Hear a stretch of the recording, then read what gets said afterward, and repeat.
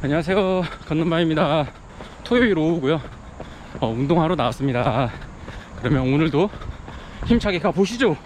최근에 비가 많이 와서 신리천에도 거의 뭐 강원도의 계곡 같은 느낌으로 물이 흐르고 있고 물소리가 참 좋습니다. 날씨도 많이 이제 서늘해졌고 가을의 문턱을 살짝 넘은 것 같습니다. 자, 오늘은 주식 이야기 한번 해보겠습니다. 요즘에 코스피가 정고점을 훌쩍 뛰어넘고 달리고 있습니다.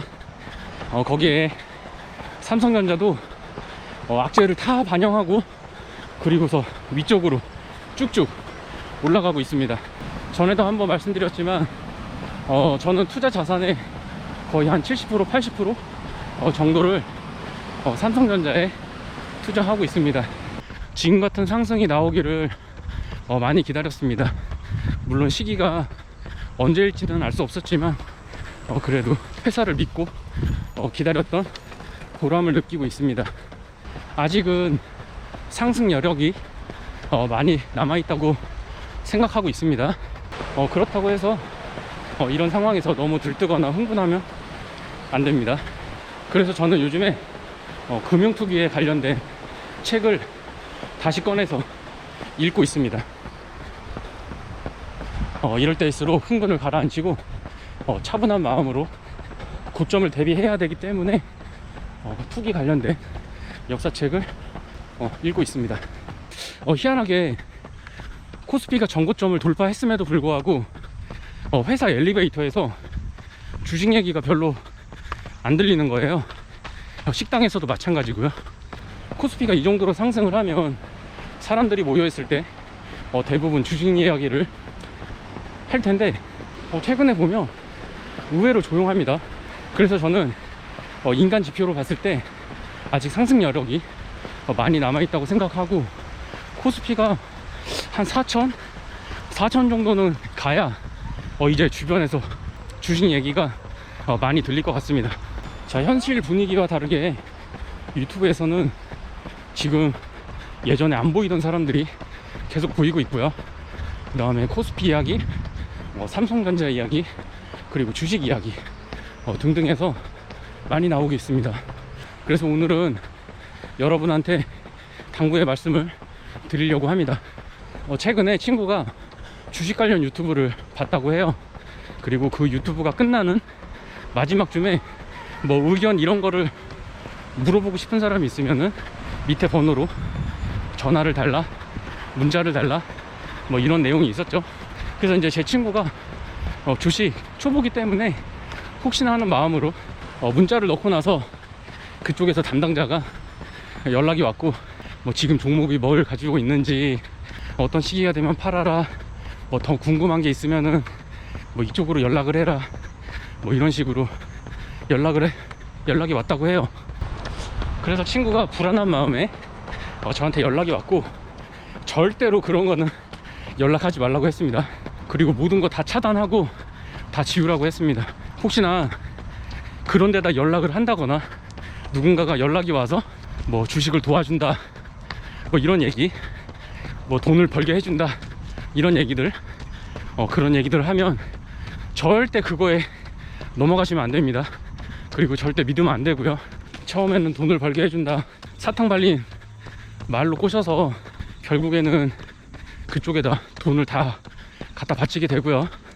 당연히 가지고 있는 돈은 다 잃을 수 있는 확률이 높습니다. 거의 잃는다고 보면 됩니다. 그러니까 절대로 그런 거에 속아 넘어가시면 안 됩니다. 요즘에 코스피가 좋기 때문에 아마도 그런 연락들이 문자로 올 수도 있고요, 카톡으로 올 수도 있고요. 내 돈을 쉽게 불려준다고 하는 거는 그냥 믿고 걸으셔야 됩니다. 절대로 노력 없이는 돈을 벌 수 없고요. 노력 없이 돈을 벌었다고 해도 그거는 운으로 생각하고 다음을 준비하셔야 됩니다. 자, 그리고 또 하나, 보통 사람들이 주식 공부를 한다고 합니다. 또는 주식을 공부하고 투자를 하라고 합니다. 그러면은 그 공부라는 게 과연 뭘까요? 그 정의가 진짜 어렵습니다. 그리고 그거는 해봐야지 알 수 있고요. 근데 대부분 주식 공부를 하라고 하는 사람들이 이런 얘기를 합니다. 뭐 CPI가 어떠네, PPI가 어떠네, 뭐 금리가 어떠네, FOMC가 어떠네, 뭐 이런 얘기들을 하죠. 그거를 이제 통틀어서 거시경제라고 하는데, 물론 거시경제를 상식으로 알아두면 좋습니다. 얘기할 거리가 굉장히 많거든요. 저도 처음에는 그 거시경제를 공부하면서 막 메모도 하고 외우기도 하고 막 그랬습니다. 그게 주식 공부인 줄 알았죠. 그렇게 하는 게 열심히 한다고 생각했습니다. 뭐 CPI가 나오면은 주식이 오를 거니까 투자를 해야 되지 말아야 되지, 뭐 PPI가 나오는데 어쩌지 저쩌지, FOMC가 하는데 뭐 금리를 동결할까, 금리를 올릴까, 뭐 금리를 낮출까, 그럼 나는 사야 되나 팔아야 되나, 뭐 이런 생각들 많이 하고 매수 매도 많이 했습니다. 그리고 유튜브를 보면 그런 거를 정답이냐 얘기하는 사람도 많습니다. 결론적으로 말씀드리면 그게 도움은 되긴 되지만 실제적인 도움은 되지 않습니다. 거시경제를 아무리 공부한다고 하더라도 개별 주식이 올라가고 내려가고 그거를 맞출 수는 없습니다. 전에도 말씀드렸지만 확신하는 사람은 그냥 사기꾼이라고 보시면 됩니다. 유튜브 세계에서 거시경제 쪽으로 굉장히 유명하신 분이 있습니다. 오건영이라는 분이 계세요. 그분의 거시경제 관련된 이야기를 듣다 보면 진짜 폭 빠집니다. 그리고 정말 재밌습니다. 그분이 이런 이야기를 했어요. 거시경제는 어항이다. 각각의 개별 이슈는 어항 속의 물고기고요. 거시경제를 공부하는 이유는 10년에 한 번씩 어항이 깨지는 경우가 발생한다고 합니다.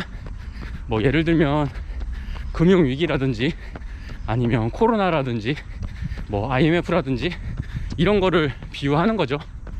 근데 이게 보면 투자를 하면서 약 10년에 한 번씩 일어나는 그런 경제 위기를 기다린다? 그거 쉽지 않습니다. 그거를 기다려서 언제 올지도 모르는 거를 기다려서 투자를 해서 내가 큰 목 잡겠다? 절대 쉽지 않습니다. 자, 그러면 어떤 게 주식 공부라고 할 수 있냐? 제가 생각하는 거는 이런 겁니다. 일단은 역사 공부를 해야 됩니다. 금융위기에 관한 역사 또는 자본주의에 관한 역사, 이런 것들을 공부해서 일단은 시대 흐름을 파악해야 되고요. 두 번째는 심리입니다. 심리. 일종의 심리학이죠. 사람들이 위기 상황일 때 어떻게 행동을 하는지, 또는 욕심이 과할 때는 어떻게 되는지, 욕심을 안 부리려면 또 어떻게 해야 되는지, 그때의 심리 상태, 그 다음에 사람들의 마음, 이런 거를 아는 게 굉장히 중요합니다. 세 번째는 기업 공부입니다. 그 기업이 현재 얼마를 벌고 있고 또 어떤 일을 하고 있고 어떤 장점이 있고 이런 것들을 알아놓으면 좋습니다. 왜냐하면 메가트렌드라는 말이 있죠. 그 메가트렌드에 올라타는 기업이 무조건 생깁니다. 그것도 매년이요. 근데 내가 기업 공부를 해놓지 않으면 그 메가트렌드에서 어떤 기업이 좋은 기업인지 어떤 기업이 나쁜 기업인지 알 수가 없습니다. 그렇기 때문에 평소에 관심 가지고 있는 분야가 있다고 하면 기업을 하나 선택하시고요. 그 기업에 대해서 공부를 해놓는 게 좋습니다. 그렇다고 해서 주식시장에 있는 기업을 모두 다 공부할 수는 없습니다.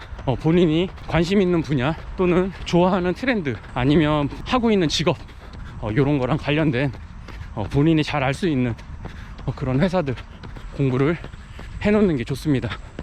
그 다음에 마지막으로 나는 이런 거 저런 거 다 모르겠다 그러면은 ETF를 투자하시면 좋습니다. 단 어떤 산업이 유행을 합니다. 그러면 그거와 관련된 ETF들이 쏟아져 나옵니다.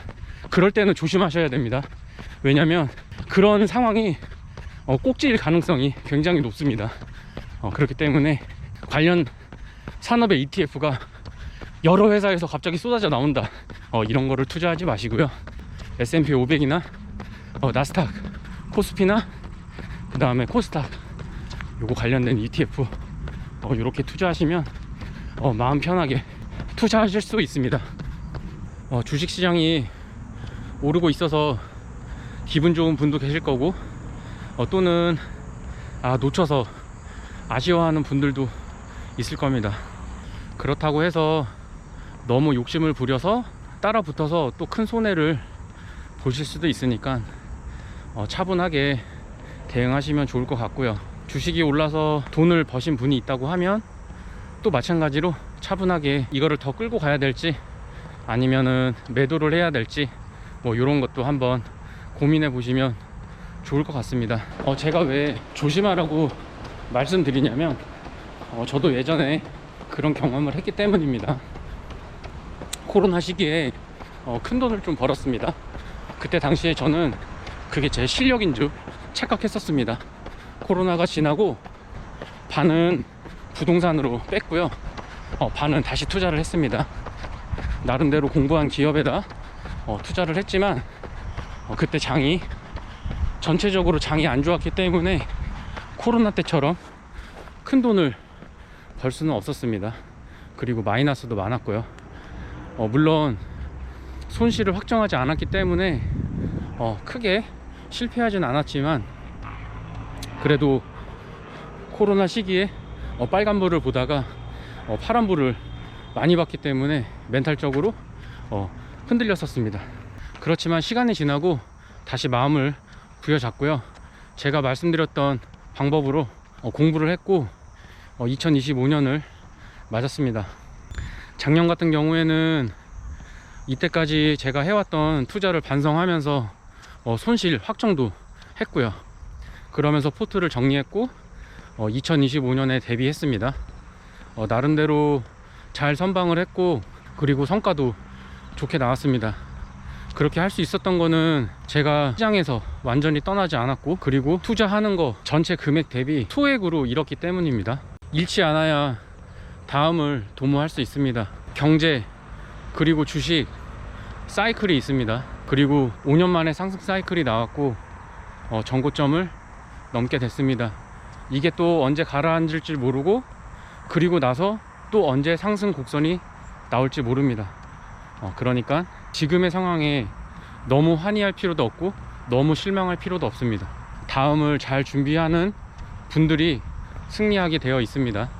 자, 그러면 영상 끝까지 시청해 주셔서 감사합니다. 높아심에서 다시 한번 말씀드리지만, 돈을 쉽게 벌어준다는 사람이 있으면 그런 사람들의 말에 절대 넘어가지 마시고 속으시면 안 됩니다.